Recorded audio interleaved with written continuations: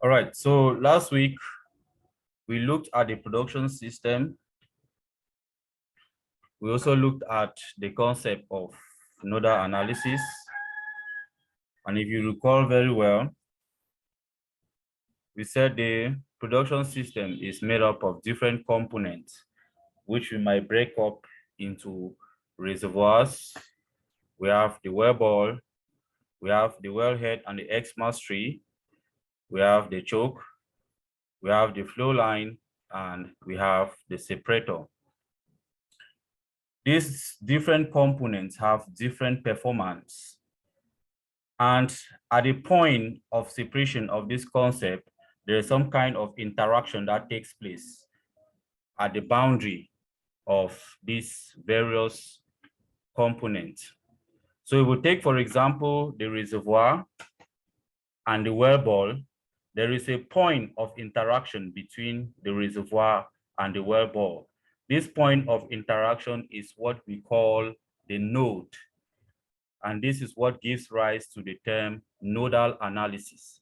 Nodal analysis now is trying to analyze that node to know the performance of that node and to get the overall picture of the performance of that particular subsystem.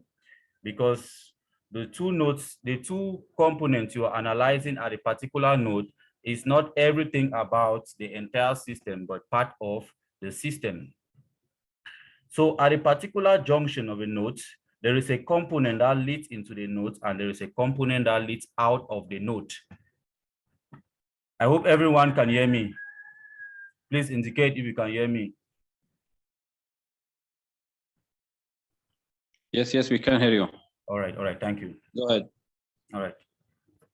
So as I was saying, we have a component like the reservoir and the well ball. There's a point of interaction between these two components, and that point is what we call a node. So if you are analyzing that node, you are now doing what we call nodal analysis. So you want to analyze the component that leads into the node, you are therefore analyzing the reservoir, because the reservoir is what leads into the node. At this particular point, our node is the bottom hole. So if we look at what we have here, this is a sample of the downhole production system. Our interest more is on the downhole nodes. That's where our interest is. So if we look at what we have here, this is our node. That's the bottom hole. This is our node. At this point, we have the inflow from the reservoir and then we have the outflow from the node. So it's a combination of the reservoir and the well ball. The performance of the system of the component that leads into the node gives rise to a curve that we call the inflow performance relation. This is the red curve that you see there, is a performance of the component that leads into the node.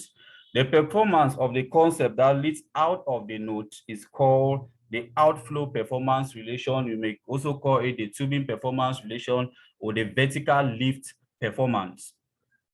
So if we look at these equations that we have on the screen, we have the inflow equation. The inflow equation is the pressure at the node with respect to the inflow. We have the pressure at the node, which is the bottom hole flowing pressure, with respect to the inflow component. And the inflow component here is the reservoir. So if we look at it, as fluids move from this reservoir into the well ball, there is a drop in pressure. That drop in pressure is what we call delta P reservoir. That's a drop in pressure. Therefore, if you get into the bottom hole flowing pressure and you want to get the reservoir pressure, you can simply take the bottom hole flowing pressure plus the drop in pressure or the change in pressure and add the two up. It will give us the reservoir pressure. Since we are interested in the bottom hole flowing pressure, we can now make the bottom hole flowing pressure the subject of the formula, which is now going to give us P reservoir minus P minus change in pressure. If you plot that curve, it gives us this inflow curve. This is exactly what we are going to base our interest on today, looking at how we can develop this particular inflow curve. Then if you look at the outflow curve, which is a performance of the well ball, you are going to realize that for the fluid to move from this well ball to this wellhead, it needs to overcome different resistive forces. We have the hydrostatic, we have the isostatic pressure, and then we have the frictional force or the frictional pressure, or the drop in pressure as a result of frictional force. And then we have our pressure at the wellhead. So the pressure at this particular point, which is our node, the bottom hole flowing pressure, it will be the same as the wellhead pressure plus the change in pressure as a result of friction and the change in pressure as a result of the weight of the fluid inside the column. And if you draw this relationship, you are going to have this blue curve that we have. The point of intersection between the two components now gives us what we call the operating point.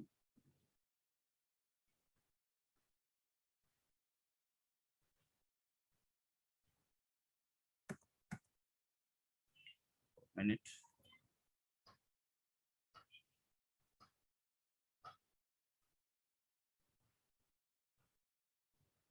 All right, gives us what we call the operating point. So if you look keenly, you realize that at the point where the inflow performance relation and the tubing performance relation intersect, that's where we now have the operating pressure and the operating flow rate. This is just a recap of what we did last week. Now, how do we now generate the IPR? How do we generate the IPR, the inflow performance relation? That's where our interest is on now. You realize that pressure is one of the most important factors that affects the nature of the reservoir. You may also talk of pressure, or may also talk of temperature, but temperature does not affect the reservoir as much as pressure does. So one of the most controlling factors that we have to be looking at is the pressure of the reservoir. Now, if I have my bubble point pressure, we know what the bubble point pressure is. The pressure above which we know that no gas is going to exist within the reservoir.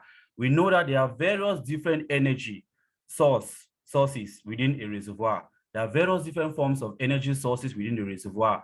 We may have the liquid and rock expansion, we have the water drive, we have the solution gas, we have the gas cap, and all of that. Each of these energy sources will act differently in different cases. It will take, for example, that we have our bubble point pressure. If we are above the bubble point pressure, then there is a particular type of energy that is going to act within that reservoir. And the various types of energy, we are going to have liquid and rock expansion, and we may also have water drive from an aquifer, if we have an aquifer. Then below the bubble point, that is when gas bubbles. That's when gas bubbles start evolving from the hydrocarbon. So below the bubble point, we can have the liquid and rock expansion, we can have the water drive, we have the solution drive, and we also have the gas cap. So you realize that the performance of this particular system above the bubble point will be different from the performance of this system below the bubble point. So we are going to use different formulas to generate the inflow performance curve above the bubble point and below the bubble point. If you realize above the bubble point, we have a straight line, and below the bubble point, it first of all starts a little bit straight, then it starts curving. So we have different relationships to generate this particular IPR. So above the bubble point, we can just use the productivity index to generate the IPR. And below the bubble point, we can use the Vogel equation to generate the IPR. So what is productivity index? Let's start from there. Productivity index is the ratio of the total liquid flow rate divided by the pressure drawdown. So what we have is the productivity index is the flow rate of the oil, if we are talking about oil in this case, divided by the total drawdown. The drawdown is the change in pressure between the reservoir pressure and the bottom hole flowing pressure. We can just simply indicate it as Q0 all over change in P. So our bottom PWF here is the bottom hole flowing pressure, and this is the drawdown. Now, if you cross multiply, because if you remember well, if we go a little bit backward and you look at this curve, you are drawing a graph of pressure against flow rate. You are drawing a graph of pressure against flow rate. So if we move back here, we want to draw a graph of pressure which is the bottom hole flowing pressure against flow rate curve. So we can simply cross multiply and make PWF the subject. We can make PWF the subject, and then it will not give us, there's no difference between this PR bar and this. This one is just simply means average reservoir pressure. So they may have represented differently, but it's the same thing. So if you make PWF the subject, this is exactly the relationship that you're going to have. It means that if you draw a graph of PWF against Q0, it is definitely going to give you a straight line. It's going to give you a straight line like what we have here. It's going to give you a straight line. And the gradient of that straight line is a term that is attached to the x component of that relationship. The x component of that relationship is our Q0. So our graph is going to be -1 all over j. That's why you have a decreasing slope because of this negative. If you can recall very well, last class, I talked about the fact that productivity index and slope are inversely proportional. That's exactly what we are seeing here. So above the bubble point, you are just going to draw, this is the relationship that you're going to use to draw the inflow performance curve above the bubble point. It's just simple and straightforward. Now, if we look at the equation of productivity index, I've used this particular case for flow rate in a radial flow in a reservoir. This is the equation that we have for radial reservoir. We have Q0 is equal to that. If you take all of this equation and you replace it where we have this Q0, what you're going to realize is that this component down here is going to cancel with this. I said this component, this and this, they mean the same thing. So if I take all of this equation for Q0 and I replace it in this equation, I'll realize that all of this PR minus PWF will cancel with this PR minus PWF. Then our productivity index is going to give us a relationship like this. So there are various ways in which you may want to calculate the productivity index. We are going to see that because we have ways, like we have theoretical methods that can be used in classroom settings, but this most of the time the company don't apply these theoretical methods. They have to do what we call testing. You have testing point and all of that. So now, if we now go to below the bubble point or at the bubble point, immediately the pressure of that reservoir reaches the bubble point, which we are now calling it a saturated reservoir. The inflow performance relation can no longer be generated by using the productivity index. So Vogel used a mathematical relation to generate this. He realized that if he plots graphs of different reservoirs, the bottom hole flowing pressure and the flow rate, the two graphs definitely will never be the same. The two graphs definitely will never be the same. So what he did now was now to plot what they call dimensionless parameter.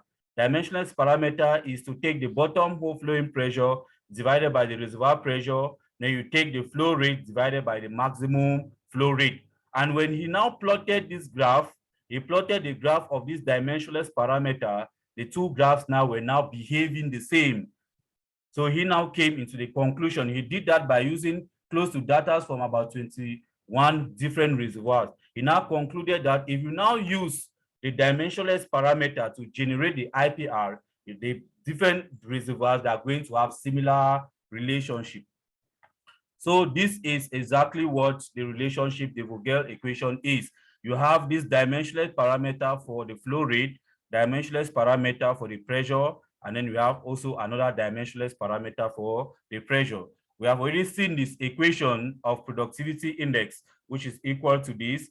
And then theoretically, we can always obtain our maximum flow rate as productivity index times reservoir divided by 1.3. We are going to see an example on that.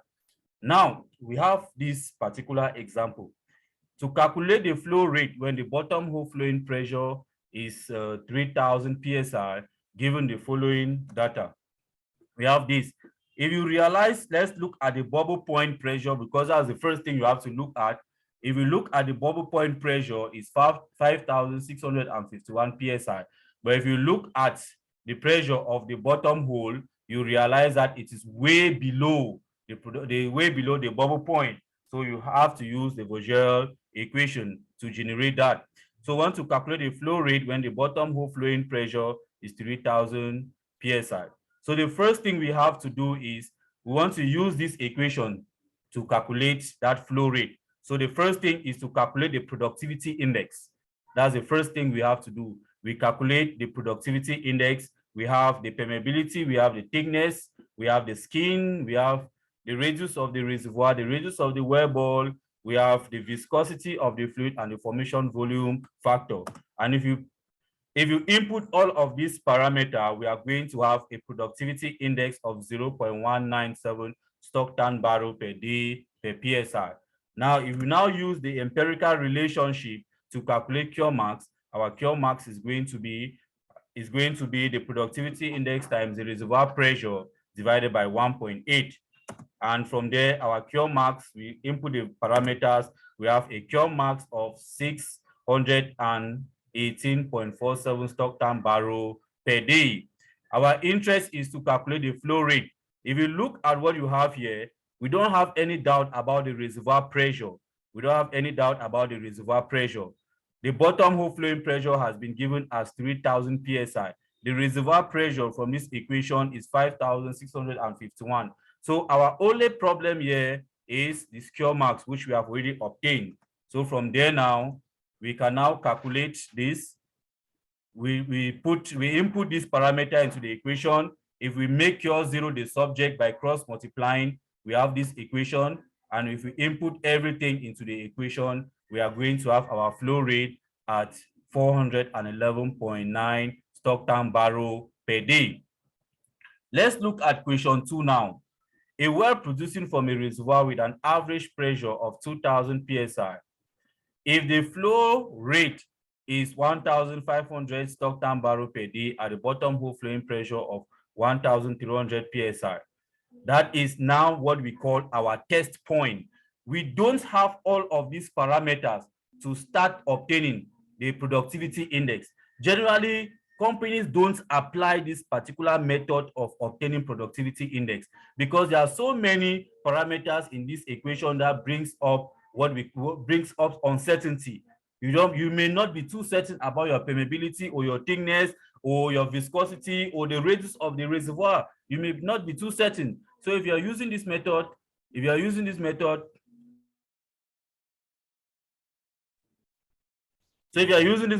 bringing in a whole lot of uncertainty into it. So this may just be theoretical methods. So what we are going to do now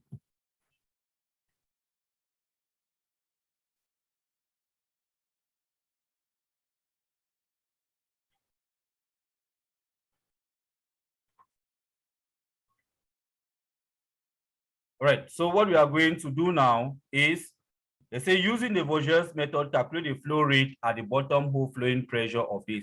So what we are going to do now is try to use this test point.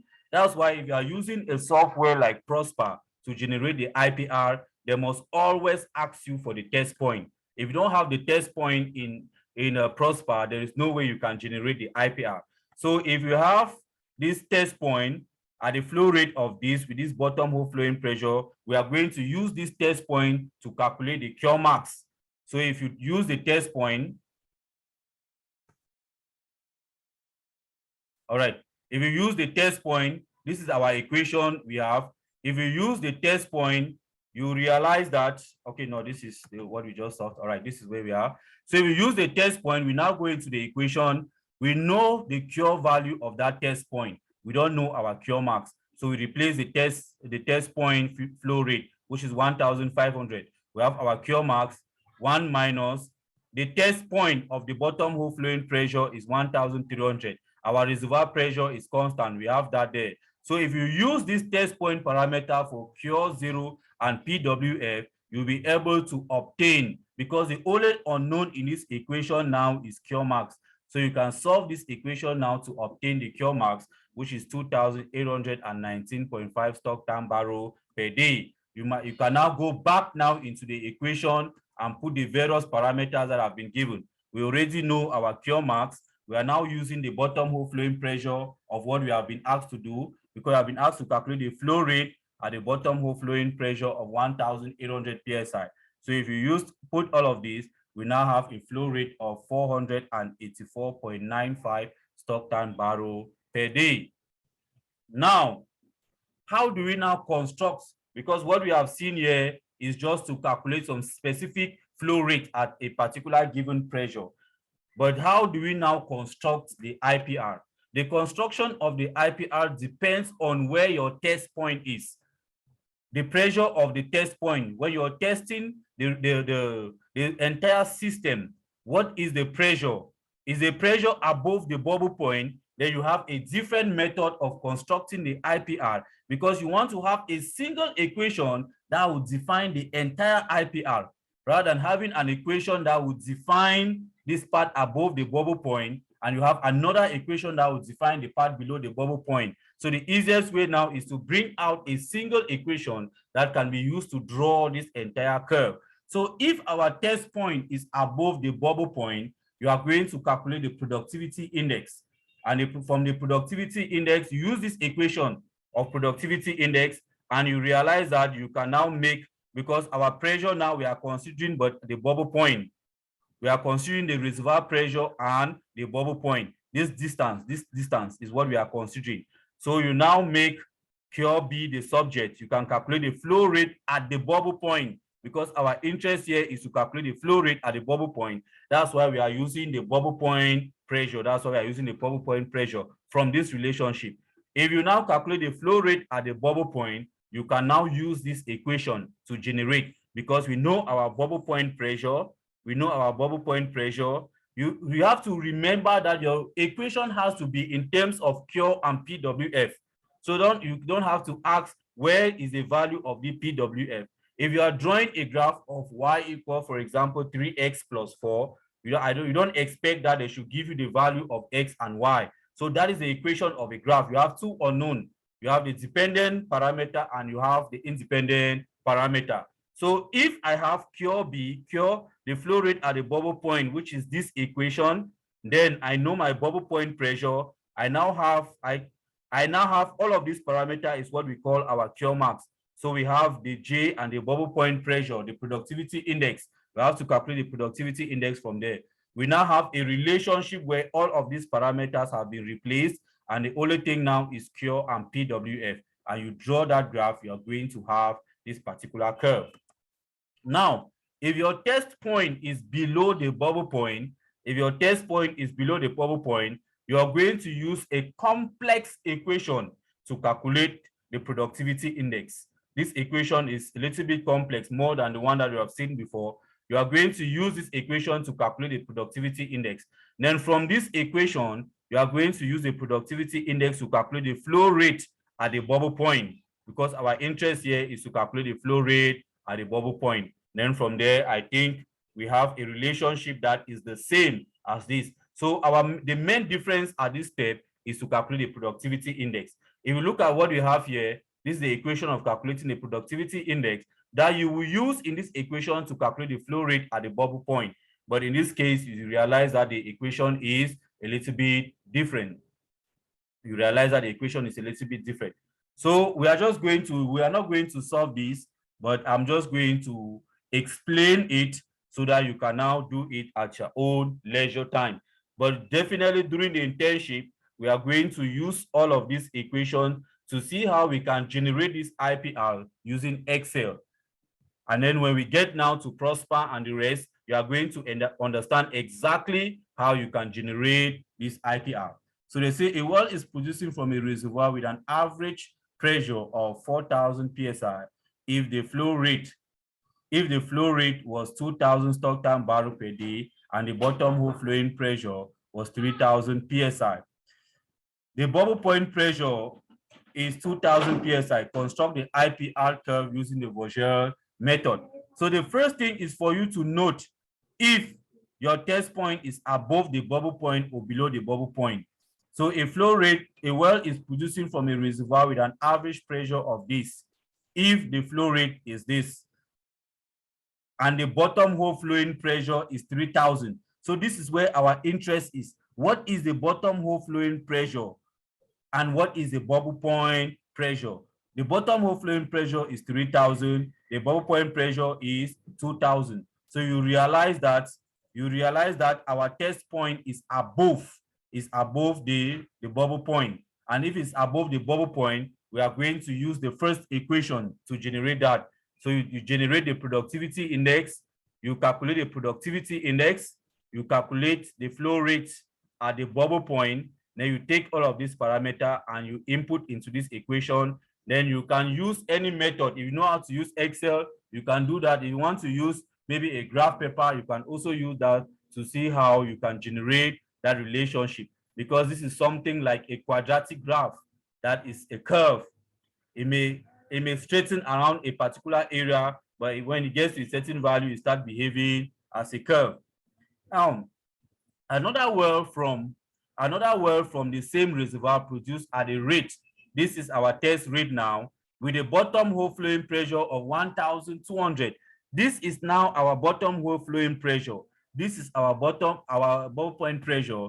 You realize that this test point pressure is below our bubble point. So our test point is below our bubble point. And if the test point is below our bubble point, then this is exactly the equation that you are going to use to calculate our productivity index. If you use this equation to get our productivity index, you can now use this now to calculate our flow rate. If I go back to this first equation, you can easily calculate the productivity index. We have a flow rate of 2,000. That's our flow rate of 2,000. We have a reservoir pressure of 4,000. That's the reservoir pressure of 4,000 minus the bottom hole flowing pressure, of 3,000. So you can easily calculate the J value. If you get now to the flow rate at the bubble point, we have calculated our J value. We know the reservoir pressure, which is 4,000. Our bubble point pressure has been given as 2,000. So if you calculate that, then you can replace the value here. You replace the value of J, you replace the value of bubble point pressure, this and this, then you can now draw that relationship. If you come down here, we now have a reservoir that is producing at a rate of 5,320 stock tank barrel per day. Our bottom hole flowing pressure is 1,200 below the bubble point. So this is the relationship we have. We have our flow rate, we have the reservoir pressure, the bubble point pressure, the bottom hole flowing pressure, which is 1,200. We have that for the test point.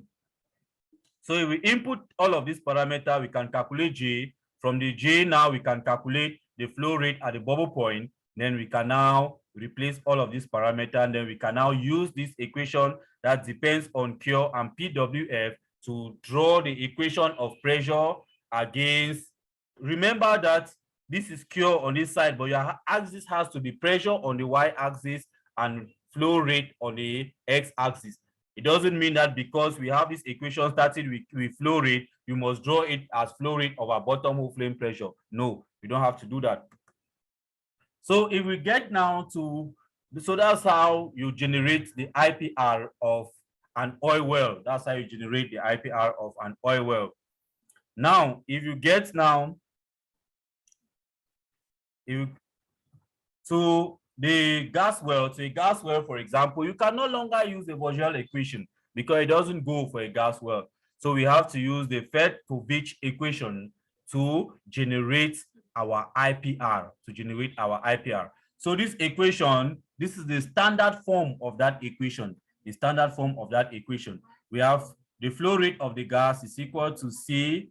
We have the pressure, reservoir pressure squared minus the bottom hole flowing pressure squared, all that raised to the power n. C is our flow coefficient and n is an exponent that depends on the flow turbulence. So our first task here is to obtain the value of C and N, because you have a data that probably they may have measured.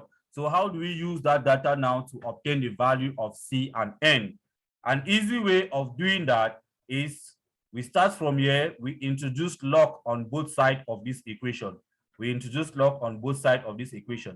have log flow rate of gas is equal to, we expand these two components using the laws of log, and the laws of log will give us log C, that's our log C there, plus log of all of this value. And there is a law also that says that this power n, we can remove the power n and you put it in front of the log. So we now have this relationship.